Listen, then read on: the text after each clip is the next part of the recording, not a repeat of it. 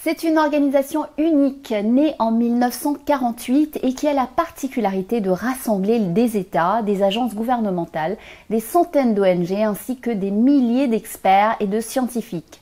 L'Union internationale pour la conservation de la nature, IUCN en anglais, a aidé plus de 75 pays dans l'application de leur stratégie de conservation et de diversité biologique. L'Afrique y perd chaque année jusqu'à 350 millions d'hectares de terres devenues trop dégradées est un chantier majeur pour l'Union, comme me l'a confié Charles Karangwa, un de ses responsables. Je l'ai rencontré en marge de la COP27 à Sharm el-Sheikh en Égypte. Bonjour Charles Karangwa, bienvenue sur Initiative Africa. Donc vous êtes responsable d'Afrique à l'Union internationale pour la conservation de la nature. Quelle est la mission de l'UICN? L'UICN est une autorité mondiale en matière de conservation de la nature. Et nous sommes probablement le plus grand réseau d'organisations de conservation à travers le monde. Et la majeure partie de notre travail couvre cela à travers 4 composantes. La conservation de la nature, bien sûr, les moyens de subsistance des personnes, les alternatives et l'équité, et les droits qui font partie du travail de gouvernance que nous faisons. Et nous avons également beaucoup de travail autour de la biodiversité des écosystèmes terrestres et marins en Afrique, et surtout en travaillant avec les gouvernements pour faire la transition vers un développement durable et la résilience climatique. Qu'en est-il du travail de l'UICN en Afrique? Je dirais donc qu'en Afrique, nous soutenons probablement depuis de nombreuses décennies le programme de conservation et au cours des 30 dernières années, nous nous sommes principalement concentrés sur le travail de ce que nous appelons la conservation durable, qui comprend essentiellement les questions de développement.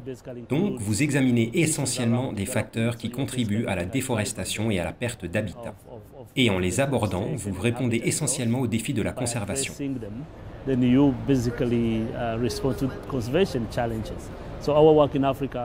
Donc, notre travail en Afrique comprend 4 programmes majeurs. L'un met l'accent sur ce que nous appelons les aires protégées et les aires de conservation. Et ici, c'est vraiment le développement des capacités institutionnelles pour les gouvernements, les gestionnaires d'aires protégées pour pouvoir gérer durablement et conserver la biodiversité. Le second concerne ce que nous appelons les écosystèmes de gestion des zones terrestres. Et cela couvre essentiellement les forêts, l'agriculture, des terres arides, la gestion des systèmes hydriques. Ceci aide essentiellement les institutions sociales, les communautés, à gérer et investir durablement dans ces écosystèmes d'une manière qui soit durable, mais aussi productif, parce que ce sont des ressources dont les gens dépendent chaque jour. Le troisième élément de notre travail en Afrique concerne la résilience marine et côtière. Nous avons connu au cours des 2 dernières décennies d'énormes changements dans la gestion des écosystèmes marins. Les catastrophes, les inondations qui coûtent vraiment très cher au continent en termes de ressources, et de ce que nous essayons de faire est vraiment d'augmenter la gestion durable de la zone côtière, mais aussi la zone marine. Donc, cela inclut également la pollution plastique dans les zones marines, la gestion des déchets dans les lacs. Et enfin, bien sûr, notre travail sur le développement des capacités politiques et institutionnelles à travers le continent. C'est donc sur tout ceci que nous travaillons en Afrique. Pourriez-vous nous parler des solutions fondées sur la nature, les Nature-Based Solutions? Comment peuvent-elles bénéficier au continent africain dans la lutte contre le changement climatique? Oui, merci. Je pense qu'au cours des 2 dernières années, nous avons constaté un énorme intérêt pour les solutions dites basées sur la nature.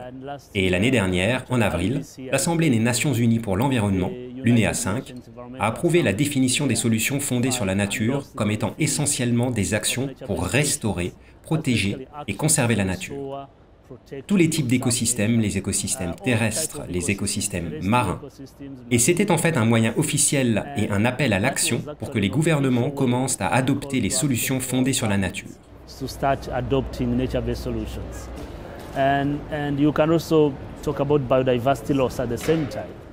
Et on peut également parler de perte de biodiversité en même temps. Si vous regardez les facteurs de la perte de biodiversité et vous vous demandez comment mettre en place ensemble quelque chose qui peut aborder à la fois le changement climatique en termes d'adaptation et de l'atténuation, mais aussi de perte de biodiversité de plusieurs façons. Chacune de ces solutions est à considérer car nous ne parlons pas que d'une solution. Ce sont des solutions fondées sur la nature Et en Afrique, bien sûr, prenons l'exemple de l'énergie. Let's take an example of energy. When we talk about renewable energy, Lorsque nous parlons d'énergie renouvelable, vous comptez principalement sur un certain nombre de sources, n'est-ce pas? Vous parlez de l'éolien, de la transition vers l'éolien, le solaire, d'autres énergies renouvelables. Et la plupart dépendent vraiment de la nature. Maintenant, comment obtenir cette énergie renouvelable que nous recherchons? Un exemple est une centrale hydroélectrique. Si vous ne protégez pas un bassin en amont et que vous construisez une énorme centrale hydroélectrique en aval, ce qui se passe, c'est que vous perdez l'investissement parce que vous ne protégez pas le bassin. Et la façon dont vous protégez réellement ce bassin, c'est en utilisant la nature comme solution. Vous gérez durablement les terres, vous augmentez la couverture végétale, vous protégez l'érosion des sols, vous investissez essentiellement dans la nature pour que la nature puisse vous rendre les services dont vous avez besoin. Avez-vous des exemples concrets du travail de l'UICN en Afrique sur ces solutions fondées sur la nature? Par exemple, je travaille depuis 4-5 ans sur un programme financé par le ministère néerlandais des Affaires étrangères, par l'intermédiaire de son ambassade au Rwanda, où nous avons investi dans la protection de 18 000 hectares.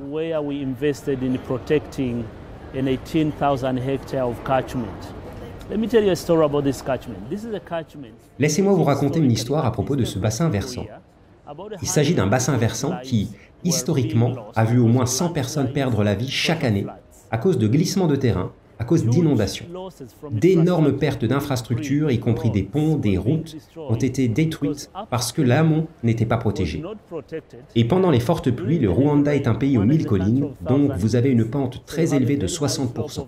Quand il pleut, à cause du type de sol et de la construction du paysage, il y a toujours des glissements de terrain.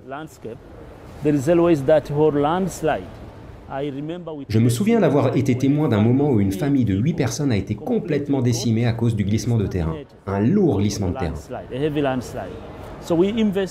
Nous avons donc investi dans cela à travers différentes approches de solutions naturelles et basées uniquement sur la nature, y compris bien sûr la restauration de ce bassin versant, la protection de la rivière, l'augmentation de la taille, mais aussi la façon dont l'eau peut s'écouler, et faire d'autres terrassements des montagnes pour réduire l'intensité de l'eau.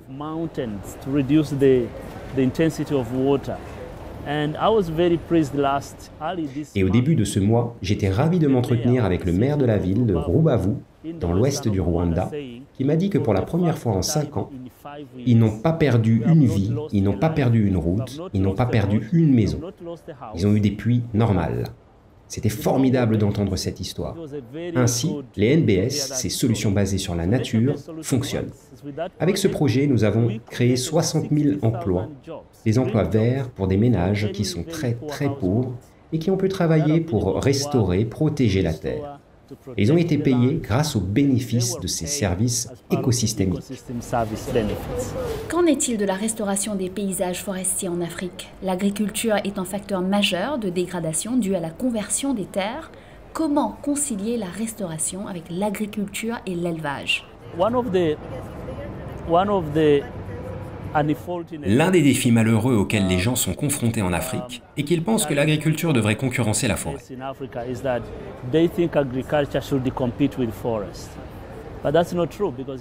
Et ce n'est pas vrai, car historiquement, l'Afrique a vécu et survécu sur Terre. Les gens ont survécu grâce à l'agriculture sans nécessairement détruire la nature. Je pense qu'il y a une certaine pression et une idée fausse du secteur agricole qui pense que l'expansion va nous apporter plus de sécurité alimentaire. Mais en fait, cela aggrave la sécurité alimentaire pour de nombreuses raisons. Et c'est probablement l'un des facteurs que nous devons aborder en Afrique lorsque nous parlons de restauration des paysages forestiers. Et puisque l'agriculture est un énorme moteur de la déforestation, le principal investissement que nous faisons en Afrique est vraiment dans des systèmes d'agroforesterie. Investir dans l'agroforesterie, essentiellement, les arbres mélangés avec les cultures, parce que vous augmentez la couverture végétale et la couverture forestière, mais vous réduisez également l'érosion des sols et augmentez la matière carbonée du sol en mélangeant simplement des arbres et des cultures en même temps dans les fermes, mais nous encourageons également les agriculteurs à non seulement développer l'agriculture, mais gérer durablement les terres dont ils disposent en augmentant l'agriculture régénérative à la ferme. Et puis enfin, bien sûr, il s'agit de restaurer ce qui a déjà été perdu et d'essayer d'investir dans la protection de ce qui est encore intact, en évitant d'étendre davantage les zones agricoles. La combustion du bois pour le chauffage et la cuisine est une source majeure d'émissions et un danger pour la santé pour beaucoup. Certaines populations n'ont pas beaucoup d'options et c'est parfois un choix culturel. Que pouvons-nous faire? Je pense que c'est très juste en termes de chiffres. 85% des Africains utilisent le feu pour cuisiner et chauffer leur maison et s'éclairer. Mais dans certaines communautés, ils utilisent encore du bois de chauffage pour l'éclairage de la maison. C'est donc une ressource très utile et c'est l'un des principaux facteurs.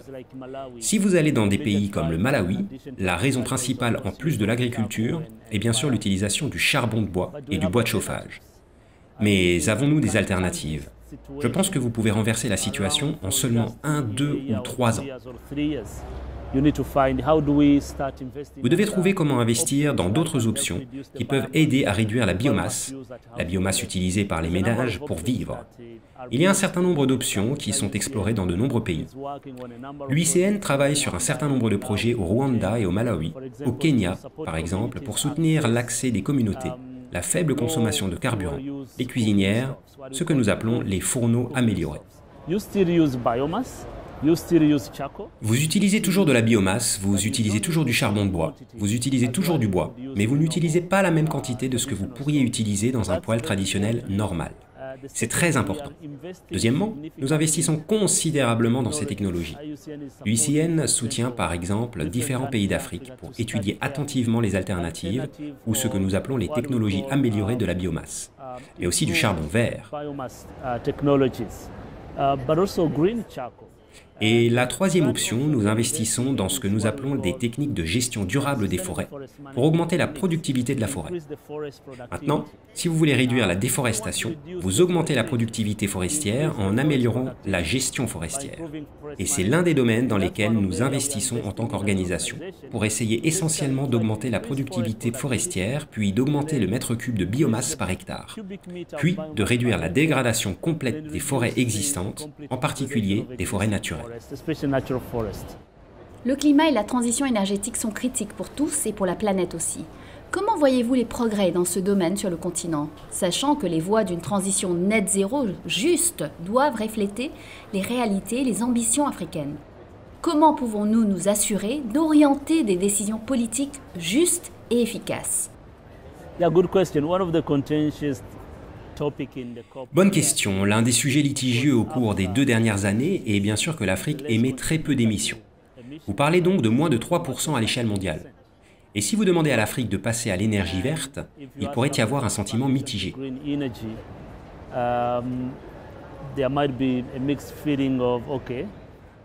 Ok, de toute façon, on n'émet pas beaucoup. Alors pourquoi vouloir changer notre façon de faire pour aller vers d'autres énergies renouvelables, plus durables?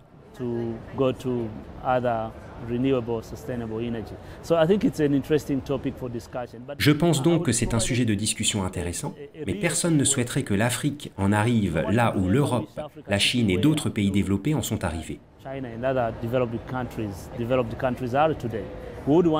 Aujourd'hui, en matière d'émissions, on voudrait éviter d'en être là. Nous voudrions donc investir dans l'énergie durable maintenant, plutôt que d'attendre que la situation empire. Donc je suppose que c'est pourquoi nos politiques doivent changer.